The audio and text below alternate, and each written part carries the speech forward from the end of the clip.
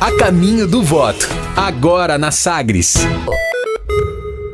Dando sequência à nossa série de conversas com os candidatos ao governo de Goiás, recebemos aqui no estúdio o governador, candidato à reeleição pelo PSDB, José Eliton.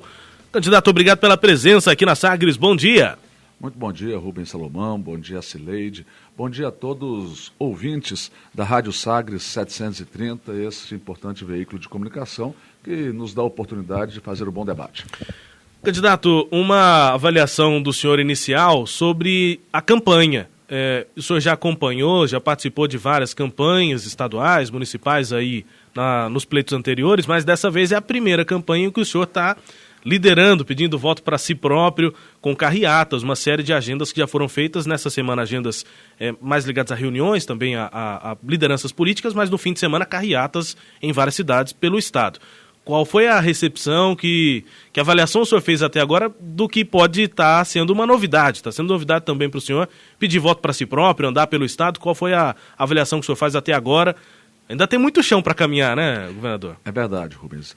Evidentemente é um momento importante do ponto de vista de atuação política pessoal. Tenho buscado me esforçar muito. Tenho observado que essa é uma campanha diferente, não só para mim, que tenho a possibilidade de ser candidato diretamente pedindo voto pela primeira vez, mas penso que para todos os políticos, na medida em que nós temos uma legislação eleitoral completamente diferente, um cenário de possibilidades de campanha eleitoral diferentes do que tínhamos no passado. Mas, apesar de tudo isso, uma campanha curta, eu tenho sentido uma alegria, uma receptividade muito grande por onde tenho passado. Todas as agendas que nós fizemos, desde o período que a Justiça Eleitoral permite a realização de propaganda, foram altamente bem-sucedidas, com manifestações expressivas da população. Visitamos as 5 frentes, mais de 120 municípios no último final de semana. Nesse próximo final de semana, completaremos mais de 200 municípios visitados. Estou fazendo campanha no período noturno. Eu fiz um compromisso de manter minha agenda administrativa com foco total como governador do estado, e nos momentos fora de expediente haverei de me dedicar à atividade política. Mas estou extremamente feliz, acho que a campanha vem atingindo seus objetivos de levar nossa mensagem em todos os cantos do estado. Qual que é a estratégia que o senhor adotou para essa segunda fase da campanha, que começou com as campanhas de rua até o final, até o horário eleitoral? Bom, primeiro nós estamos buscando visitar todos os municípios do estado. Obviamente seria impossível você fazer isso sozinho ou numa frente reunida, dada a exiguidade de tempo e dada a dimensão do estado de Goiás. Ao dividirmos em 5 frentes, levando a mensagem nossa, da senadora Lúcia Vânia, do senador Marconi Perillo, da chapa majoritária e bem assim dos deputados federais e estaduais que compõem nossa chapa, nós conseguimos ter amplitude do ponto de vista de levar as propostas do Tempo Novo. É claro que você faz primeiro um processo de mobilização das lideranças políticas que estão engajadas no processo. Na medida que uma carreata, obviamente você não tem tempo nem condições de debater temas com a sociedade, mas você mobiliza a sua base política e essa base leva a mensagem ao cidadão e a partir daí você inicia todo um processo de discussão na sociedade acerca do processo eleitoral. Pois é, passado então essa fase de mobilização, como que vai ser a campanha? Bom, aí nós devemos partir para uma agenda de reuniões, de comícios em cidades maiores, nas 50 maiores cidades do estado.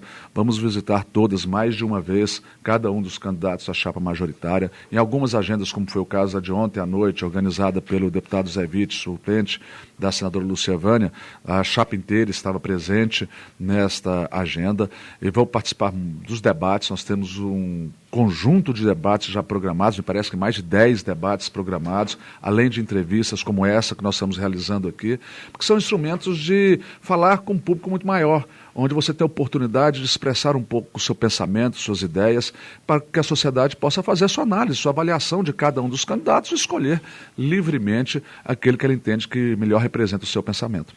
Que proposta o senhor está levando e vai levar durante essa campanha ao eleitor de Goiás, governador? Quando o senhor assumiu o governo lá em abril, o discurso que o senhor fez na Assembleia era marcado por, ao mesmo tempo de reconhecimento do legado de 20 anos de governos do PSDB, o senhor também falava de mudança.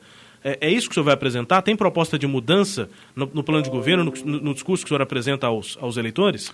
É exatamente dentro dessa observação que você faz. Eu disse lá atrás que eu quero garantir as conquistas dos goianos. Conquistas importantes para os goianos que Goiás não abre mão delas. Políticas públicas inclusivas que são referências para o Brasil. Mas é preciso avançar.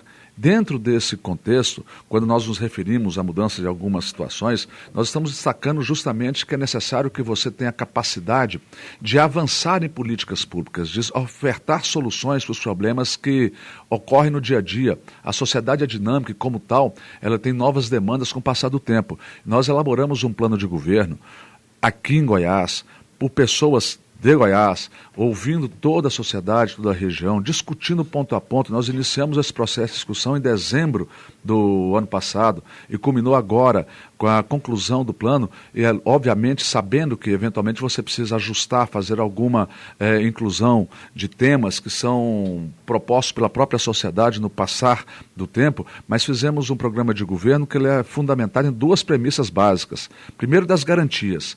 Garantias, como eu falei, das conquistas, e segunda, dos avanços, das inovações. São uma série de propostas, e daqui a pouco eu terei oportunidade, com certeza, de falar um pouco mais sobre elas, que nós apresentamos à sociedade como norte, como caminho para o futuro, sem perdas, sem retrocessos e sim com avanços para a sociedade. Governador, lá na posse o senhor falava em continuidade sem continuismo. Agora a campanha está muito focada no legado, né? Até a camisa azul que o senhor está usando aqui é um retorno à campanha de 98. O que fez essa volta de defesa do legado? Por que o senhor está ficando mais no legado agora do que pareceu que ficaria quando o senhor tomou posse naquele seu discurso? Eu acho que é um equívoco de interpretação e de observação. Hoje eu estou com a camisa azul, no domingo último eu estava com uma camisa rosa, me parece, ou no sábado último. Então, essas questões para mim não tem muita relevância, o tom e a cor da camisa, mas sim aquilo que a gente propõe. Eu tenho buscado... Mas é simbólico, o senhor não é um moço da camisa azul? Não sou e nunca serei, cada um tem seu estilo e seu jeito.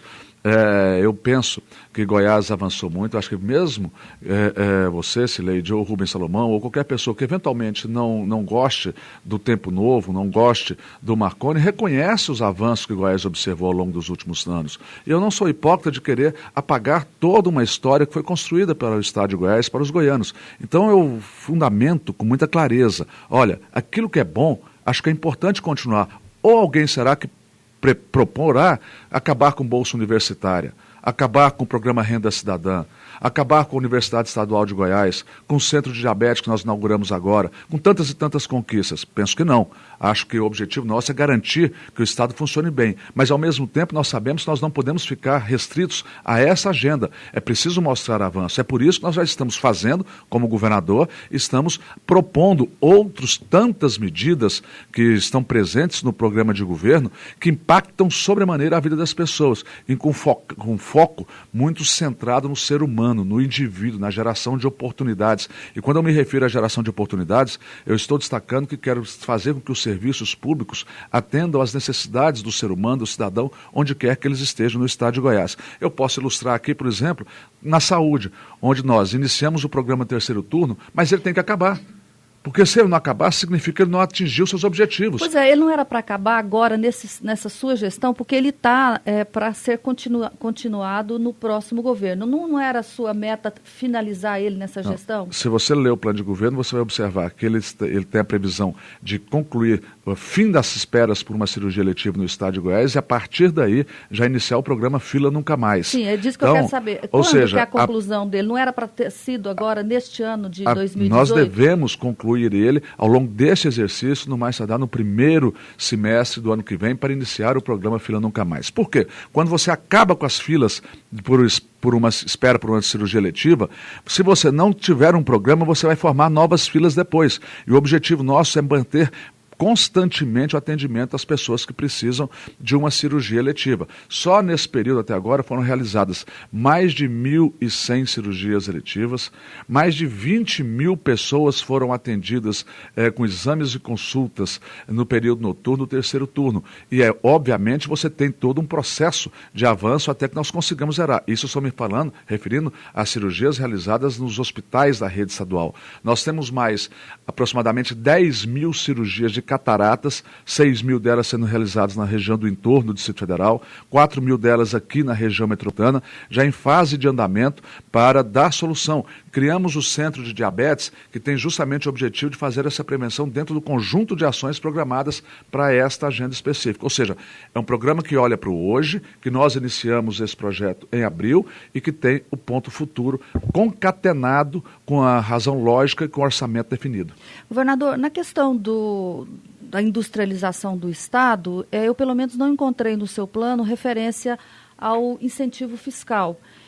O que o senhor pensa a respeito desse tema que foi muito forte aí nas gestões que estão terminando agora? Eu já tive a oportunidade de debater esse tema por reiteradas vezes, inclusive quando secretário de Estado de Desenvolvimento Econômico. Disse que compreendia que a política de incentivo fiscal ela nasce não só em relação ao Estado de Goiás, mas em relação a muitos estados da Federação, por uma ausência de uma política de desenvolvimento regional prevista na Constituição da República que deveria ser liderada pelo governo federal. Como o governo federal nunca adimpliu com essa obrigação constitucional, os estados foram lançando mão de instrumentos para garantir o seu processo de desenvolvimento. E dentre os estados brasileiros, o Estado de Goiás foi o que mais se destacou. Todas as consultorias de investimentos que são elaboradas com base em vários critérios objetivos apontam Goiás e Santa Catarina como os estados mais seguros e sólidos para investimentos. O primeiro ponto que diz respeito à segurança jurídica na relação da legislação que estabeleceu a política de incentivos de Goiás, na capacidade de diálogo do Estado de Goiás com o setor produtivo. Nós estabelecemos, ainda nos primeiros governos do ex-governador Marconi, o Fórum Empresarial, que garante sempre um debate aberto com o setor produtivo, juntamente com o Fórum de Trabalhadores, que completa todo esse eixo de debates relevantes para a garantia da geração de empregos no Estado de Goiás. Eu sempre me posicionei favorável a essa política. Aliás, tenho buscado lutar muito fortemente para a preservação deste instrumento de desenvolvimento e geração de emprego e renda no Estado de Goiás. O que nós precisamos ter a atenção clara é que a própria lei que estabeleceu a convalidação dos incentivos, pondo fim ao debate que há anos era travado no Brasil, ela estabeleceu prazos para o fim de políticas dessa natureza. 5 anos para incentivos de natureza comercial, 15 anos para incentivos de natureza industrial. E o Estado de Goiás precisa se preparar para ter instrumentos que garantam a ele a liderança no processo de geração de empregos. Porque ao termos empregos, nós temos a condição de melhorar a vida das pessoas. E para isso nós precisamos ter instrumentos para garantir com que as empresas, indústrias que vêm a Goiás tenham condição de competitividade de seus produtos. Foi justamente por isso, Leide, que lá na FIEG, quando tive a oportunidade de fazer a sabatina, eu convidei o setor produtivo para, junto com o Estado, junto com as representações dos trabalhadores, já irmos estabelecendo todo um protocolo de debate interno para a formatação do novo passo que nós deveremos dar a partir de 5 anos no que diz respeito ao comércio e 15 anos no que diz respeito à indústria. Governador, estamos conversando com o candidato à reeleição, José Elton, do PSDB, aqui na nossa série de conversas com os candidatos. Governador, alguns candidatos do PT, do MDB, acho que isso também está no plano de governo do DEM, falam sobre descentralizar ou levar para outras regiões do Estado a industrialização e desenvolvimento econômico, inclusive a geração de empregos. O senhor também falou sobre isso, de equiparar o Estado, né, o desenvolvimento econômico do Estado. Isso foi uma falta nos 20 anos de governo do PSDB, não desenvolveu o Estado como um todo. Há regiões hoje que têm muito menos desenvolvimento econômico, geração de emprego do que outras. Olha, eu acho que o que nós observamos ao longo das últimas 2 décadas foi um processo de resgate histórico de determinadas regiões do Estado. Eu posso falar isso com muita tranquilidade, porque vivi grande parte da minha vida na região mais pobre do Estado, lá na cidade de Posse. Uma região que tinha um dos piores IDHs, não do Estado de Goiás, mas do Brasil, comparado com a região nordeste do Brasil. Ao longo dos últimos anos, nós tivemos um salto muito importante no desenvolvimento da região. Às vezes as pessoas não se apercebem do que avançou. Eu me lembro que as primeiras políticas destinadas ao Norte e Nordeste foi uma questão que hoje pode parecer ridículo até para as pessoas, foi a construção de banheiros. Eu me lembro de um programa que foi iniciado no primeiro governo do Marconi, que garantia a construção de banheiros nas casas, ou seja, nós estamos falando de questão elementar de saúde na medida em que você estabelece políticas de saneamento das condições mais elementares da vida. Eu estou falando de uma realidade de 20 anos atrás. Então nós tivemos naquele momento milhares de banheiros. E você passava pela região Nordeste, nos assentamentos, nas fazendas, nos povoados e mesmo nas cidades, e via um conjunto daqueles banheirinhos. Eu lembro que era pintado de azul e branco, o banheirinho com a caixa d'água e tal. E isso demonstra o nível de atraso que vivia a região. Posteriormente a isso, o governador Marconi, o ex-governador Marconi, estabeleceu 2 polos importantíssimos que impactaram fortemente o desenvolvimento da região. Polos da UEG de Posse, polos da UEG de Campos Belos. E aí ele começou a criar todo um processo de maturação, de desenvolvimento regional, combinando com outras políticas públicas de apoio aos municípios, de programas de infraestrutura, programa de asfaltamento dos municípios, e isso se repetiu também no Norte. Como o abismo entre a região Norte e Nordeste em relação à região Central, Sudoeste, Sul do Estado, ele é muito grande. Quando você observa, houve uma diminuição, mas ainda temos uma diferença muito grande. É justamente por isso que estabelecemos como prioridade uma agenda de desenvolvimento nestas regiões. Se você observar o mapa logístico do Estado de Goiás, você vai ver que a grande maioria dos investimentos do Estado nos últimos anos, no que diz respeito a investimentos rodoviários, se localizam justamente nessas 2 regiões. Só no Nordeste foram mais de R$1 bilhão investidos em infraestrutura ao longo desses últimos 6, 7 anos. Que é onde tem rodovia para construir, né? Justamente. Manter. Então você tem todo um cenário que muda. Agora, quando você projeta para daqui a 10 anos, a região Norte, com a entrada de funcionamento do tramo Norte da Ferrovia Norte-Sul e com a entrada da agricultura extensiva naquela região, especialmente a cultura de soja, você tem toda uma perspectiva de um médio e longo prazo dessa região rapidamente alcançar níveis de desenvolvimento similares a outras regiões do Estado. A região Nordeste sofre um desafio estrutural para o seu desenvolvimento. E não adianta apenas, Rubens, você criar políticas de incentivo fiscal. Nós temos, pela Constituição do Estado, a região Nordeste, a região Oeste, o Vale do São Patrício, com desoneração tributária de até 98% no que diz respeito ao ICMS, estabelecido na Constituição do Estado como ferramenta de desenvolvimento regional. Ocorre que a decisão empresarial ela não está adstrita apenas e tão só à questão tributária, mas à logística, distribuição de produtos, a aptidão da região. Portanto, o grande desafio nosso no que diz respeito ao desenvolvimento regional é justamente estabelecermos as bases do processo de desenvolvimento, que é a parte da infraestrutura, para isso chegar ao processo de desenvolvimento como um todo. Pois é, essa é uma crítica que a gente tem ouvido dos seus adversários, de que o plano de desenvolvimento desenvolvido pelos governos atuais, eles não conseguiram fazer essa regionalização do crescimento econômico do Estado. O que o senhor fará? O senhor falou aí de infraestrutura e logística. O que o senhor fará de diferente ou de inovador, para usar uma expressão do seu plano de governo, que garantiria essa melhor distribuição aí do crescimento? Bom, primeiro, eu acho que se cegar ante a realidade é o pior dos cenários que tem. Os opositores, quando colocam isso, é porque talvez não conheçam as regiões. Eles não tenham o contato com as regiões. Eu fico observando, o Daniel Vilela, deputado federal, sempre cresceu e viveu na região sudoeste do Estado. Tem pouco contato com uma região ou com regiões importantes do Estado e que tem uma densidade eleitoral muitas vezes baixa. Talvez por isso não se preocupem muito com essas regiões.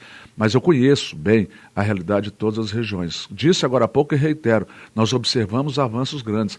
Agora, em nenhum lugar do mundo você sai de uma posição de esquecimento por parte das autoridades e os que criticam hoje estiveram no governo ao longo de muitos anos e nada fizeram por nenhuma das 2 regiões e passa por uma questão de altamente avançada, de altamente desenvolvida. Você tem um processo de transição e é isso que nós estamos observando nas regiões. E nós vamos avançar primeiro nos eixos rodoviários. Ao concluir a rodovia que liga Alto Paraíso à cidade de Colinas, nós estamos concluindo a integração do Norte e Nordeste goiano para os mercados Norte brasileiro e Nordeste brasileiro. Nós estamos agora já em fase final de conclusão da rodovia que liga Minaçu a Colinas e Colinas a Niquelândia.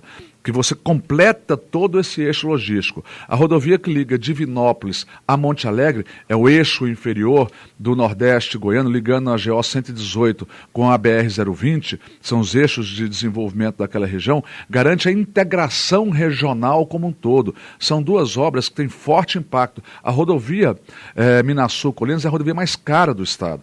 A rodovia com mais de 150 milhões de reais de investido, mas ela tem uma força econômica muito grande do ponto de vista de integração regional.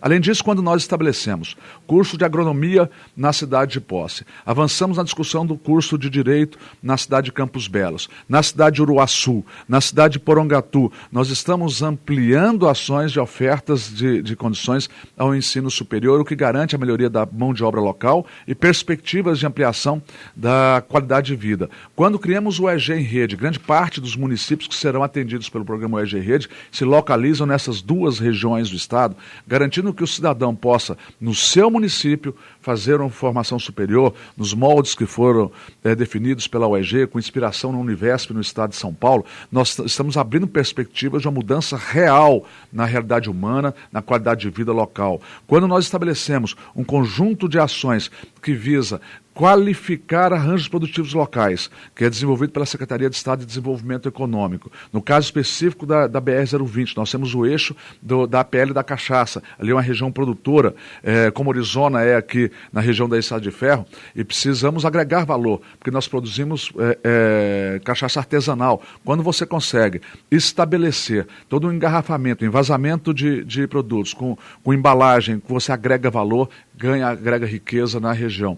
Quando você estabelece uma política de irrigação de fortalecimento, eu estou trabalhando muito na conclusão da terceira etapa do projeto Flores de Goiás, que envolve a aplicação de mais de 150 milhões de recursos. Eu me recordo que há alguns anos eu pedi à bancada federal que alocasse uma emenda de bancada para a conclusão. Ao invés de optar por fazer essa emenda, eles acabaram por destinar recursos para fazer o anel viário da cidade de Jataí, que é importante também, e outras questões, mas não observaram uma necessidade estrutural do estado de Goiás. Eu tenho conversado muito sobre esses pontos, acho que são pontos relevantes, assim como a conclusão do projeto de São Miguel do Araguaia, projeto de irrigação, que são elementos importantes para o desenvolvimento local. Governador, o senhor tem falado e criticado os adversários, e o senhor até falou isso agora há pouco, de que os adversários estiveram no poder e não fizeram.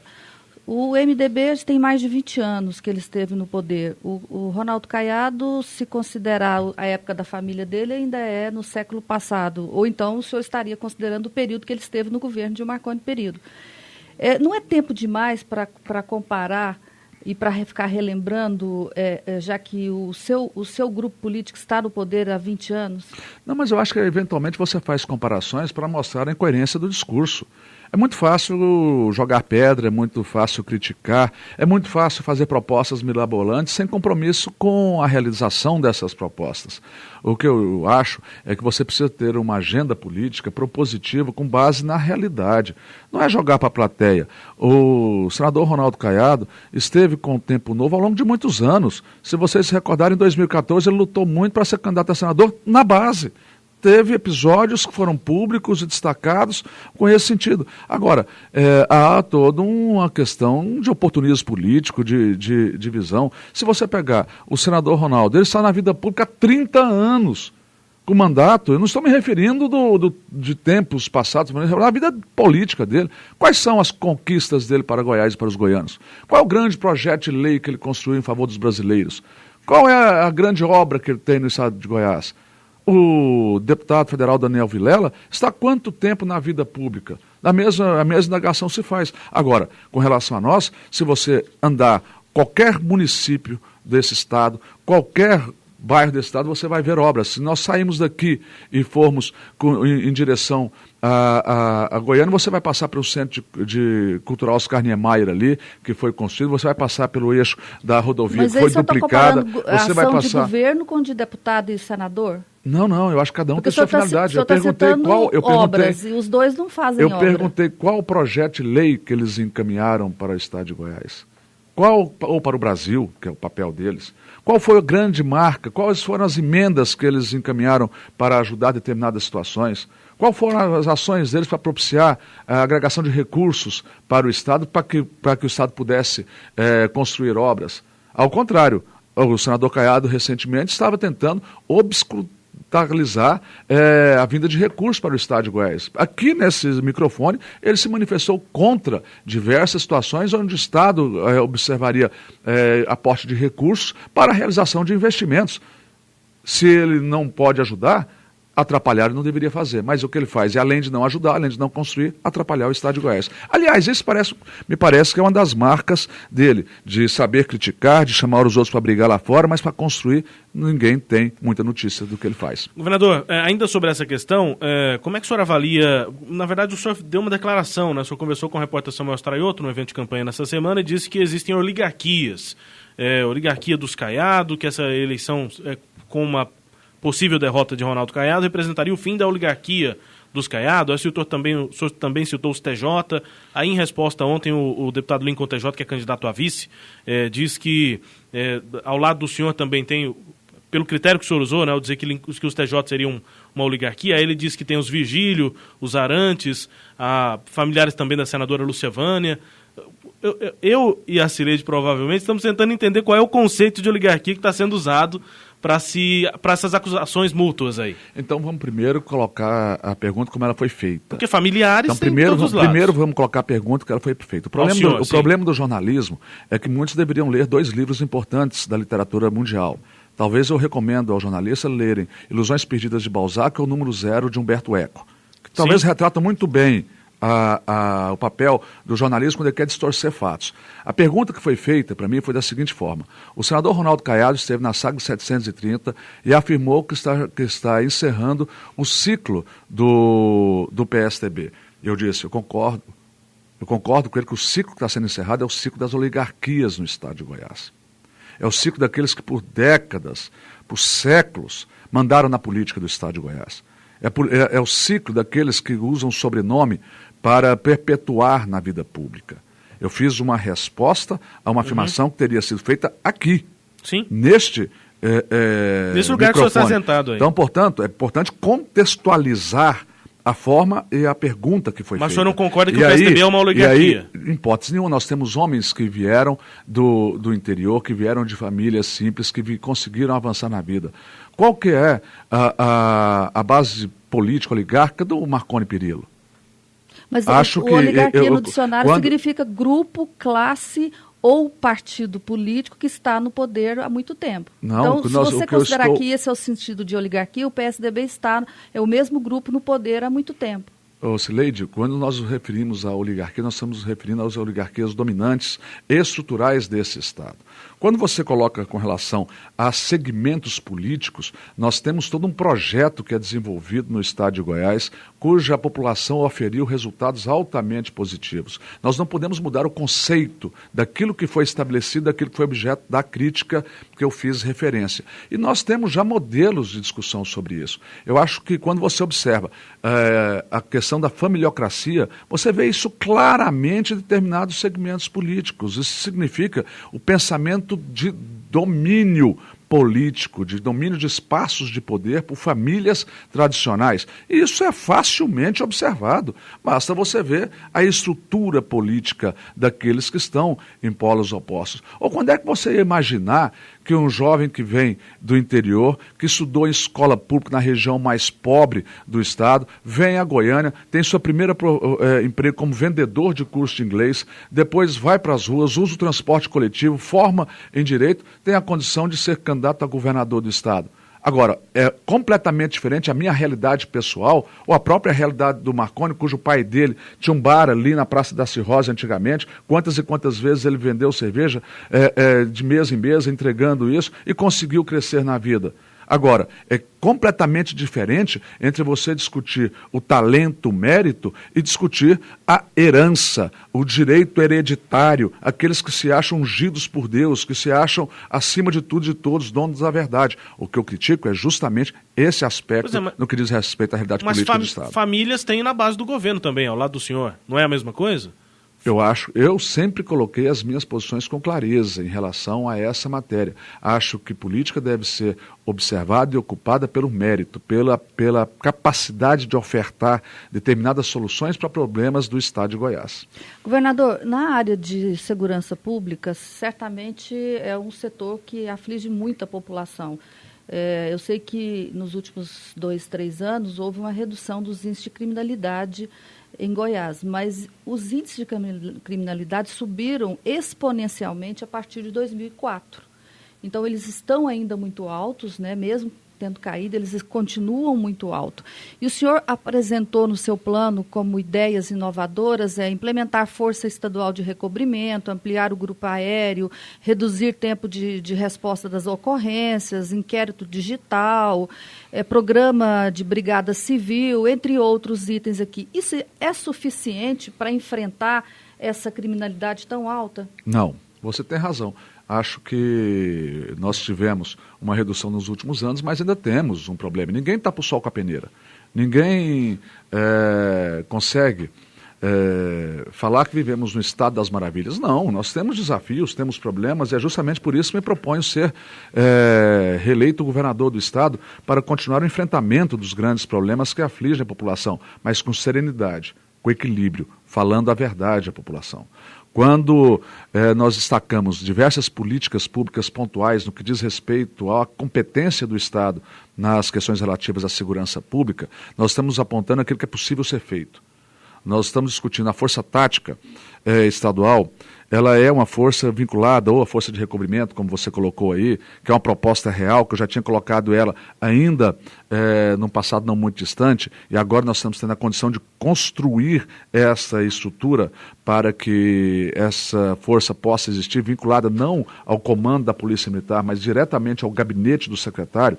Ela será um braço da Agência de Inteligência do Estado, da área de inteligência, porque ela terá um papel de atuação preventiva nas questões relacionadas à segurança pública. Quando nós falamos do ampliação dos instrumentos aéreos do Estado, é porque nós temos o objetivo de construir, além de Goiânia, que nós temos já um polo do grupamento aéreo das forças policiais, 4 novas unidades distribuídas entre as macro-regiões do Estado de Goiás, de modo que nós possamos não ter todas as cidades atingidas com 1 hora de voo. Governador, entre a base... pedir para o senhor concluir, porque o raciocínio, que o tempo já está acabando. Entre a base, onde está sediado a unidade, e a eventual ocorrência. São avanços importantes. Agora, é claro que o problema de segurança é um problema estrutural, que assim que a gente puder, eu volto a esse tema.